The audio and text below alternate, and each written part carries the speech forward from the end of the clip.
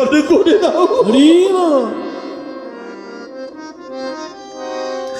তোমার বিষয়ে জড়ানো, এই বিষয়ে জড়ানো নয়নের জলটুকু একবার হা কৃষ্ণ গোবিন্দ বলে ওই চরণে নিবেদন করে দাও। দেখবে একদিন তোমার এই নয়নের জল অমৃত হয়ে যাবে। হরে কৃষ্ণ। দেখেন, দুটি পোকা, একটি হলো গবরে পোকা আর একটি ভ্রমর। দুটি কিন্তু পশু বলেই, কীট পতঙ্গ বলেই জন্ম নিয়েছে। ভ্রমর তার তৃষ্ণা নিবারণের জন্য পুষ্পের মাঝে বসে মধু আস্বাদন করে, আর সেই পোকা নোংরা গবরে বসে সেখান থেকে তার আহার নিবারণ করে। একই কুলেই জন্ম হয়েছে। যার যেমন ভজন, যার যেমন কর্ম, সে সেই পথে। কেউ মধু আস্বাদন করে সেই মধুকে সঞ্চয় করে রেখে দিয়েছেন। ওই মধুটি কোন কৃষ্ণ ভক্ত সংগ্রহ করে সাধুগুরু বৈষ্ণব সেবার তরে দিয়ে দিচ্ছেন, ভগবানের সেবায় লেগে যাচ্ছে।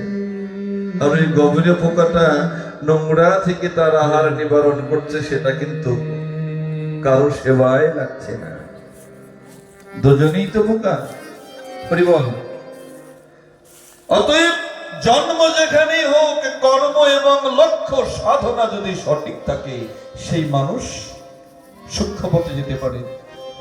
আমার পরমারাধ্য গুরুদেব দেবদুলাল গোস্বামী একদিন বললেন, চণ্ডী, এই কলতা গ্রামে কিন্তু অনেক পরিবার, সকলের কিন্তু করুণা কৃপা হয় নাই, সকলে কিন্তু আসতে পারেনি। তা আমাকে একদিন বললেন, চণ্ডী, আজ তোমার দেহটা সচল, তুমি মনকে অচল করে যদি ঘরে বসে থাকো, জীবনে এমন একটা দিন আসবে, সেই দিন তোমার প্রাণ চলবে আর দেহ চলবে না। আজকে তোমার দেহ সচল, তুমি তোমার মনকে অচল করে যদি ঘরে বসে থাকো, তাহলেই তোমার এই দেহটা সাধুগুরু বৈষ্ণব ভক্তের করুণা কৃপা লাভ করতে পারবে না। কিন্তু জীবনে এমন একটি সময় আসবে, সেই দিন তোমার মন চলবে, দেহ চলবে না। প্রতিটা মানুষের এমন একটা সময় আছে, চলে আসছে, প্রাণ চলে যাবে, কিন্তু সেই দিন আর দেহ চলবে না, দেহটা পড়েই থাকবে। অতএব আমরা যেন ভজন পথকে অনুসরণ করে সত্য সাধনার লক্ষ্যে নিবেদিত হতে পারি।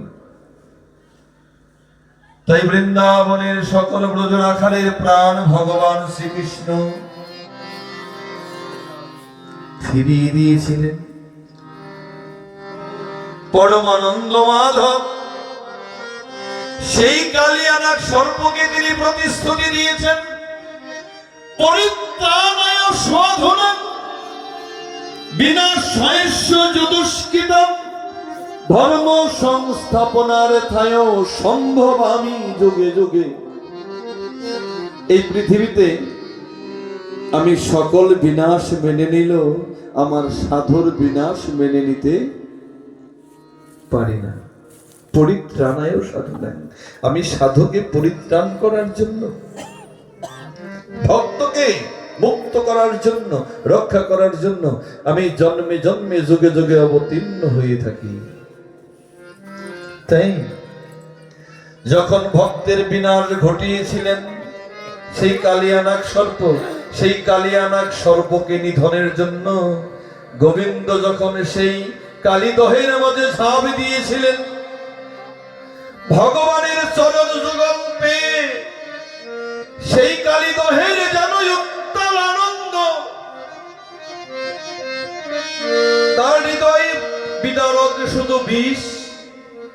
সেই বিষের মাঝে যখন ভগবানের যুগল তনু পেয়েছে, যেন বিষ স্বয়ংমৃতময় হয়েছে ভগবানের চরণ সঙ্গ পেয়ে। হরে কৃষ্ণ। ভগবানের চরণ সঙ্গ পেয়ে বিষ অমৃত হয়েছে। কালিয়ানাগ সর্পকে যখন গোবিন্দ নিধন করতে গিয়েছিলেন, কালিয়ানাগ সর্পের সকল রমণীরা তার শ্রীপাদ পদ্মে আশ্রয় গ্রহণ করেছিলেন। প্রভু তুমি রক্ষা করো, ঠাকুর তুমি রক্ষা করো। কালিয়ানাগ সর্পের রমণীদের কথায় ভগবান করুণা কৃপা করার জন্য সেই কালিয়ানাগ সর্পের শিরে তার যুগল তিনি দেখলেন। কালিয়ানাগ সর্পকে আঘাত করতে গিয়ে তার শিরে তাকিয়ে দেখলেন তার পূর্ব জন্মে কোনো সুকৃতি ছিল,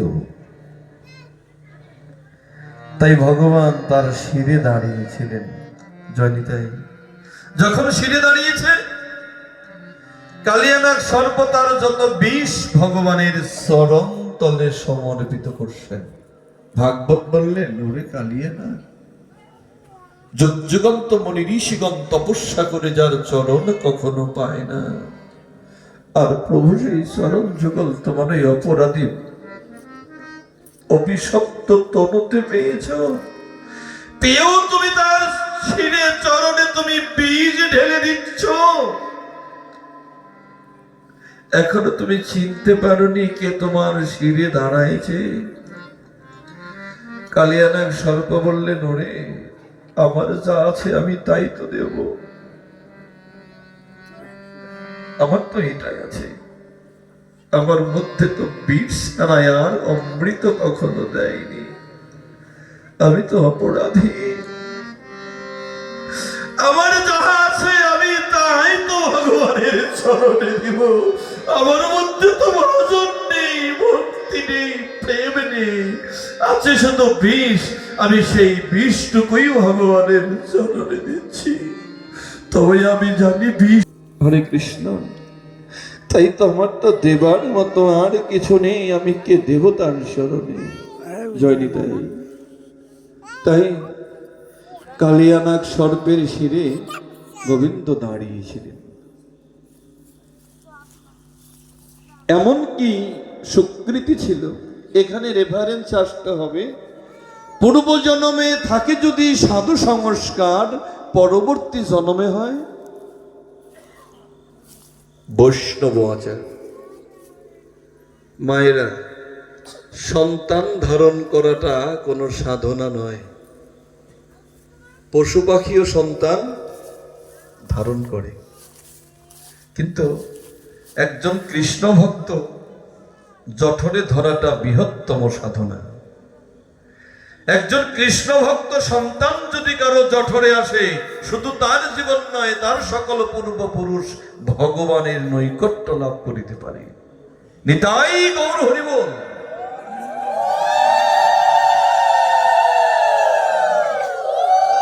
জয় নিতাই।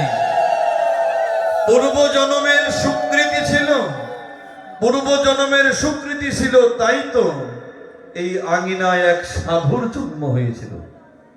হরে কৃষ্ণ। পূর্ব জন্মের সুকৃতি ছিল, সেই সাধনার ফসল আজ এই আঙিনায় একজন সাধুর জন্ম হয়েছিল। তাই তো সেই সাধুর স্মৃতিচারণে আমরা তারক ব্রহ্ম মহানাম যজ্ঞের স্মরণের মধ্য দিয়ে আছে আঙিনাটা বৃন্দাবনে রূপান্তরিত হয়েছে। কলতা গ্রামবাসী সত্যিকারই ধন্য, এখানে অনেক মহামানব এসেছেন। পাশেই গোলকচাঁদ, এখানে বেহাল সাধু আছেন, ওই পাশে আছে শ্রীপাঠ, অত্যন্ত পরম বৈষ্ণবের।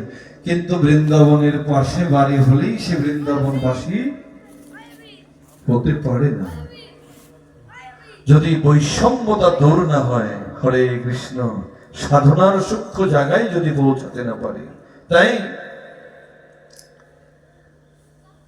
কালিয়ানাগ সর্প পূর্ব জন্মে তার সাধনা ছিল, সাধনার ফলে ভগবান তার প্রাণ নাশ করতে গিয়েও তাকে করুণা করে তার শিরে দাঁড়িয়েছিলেন।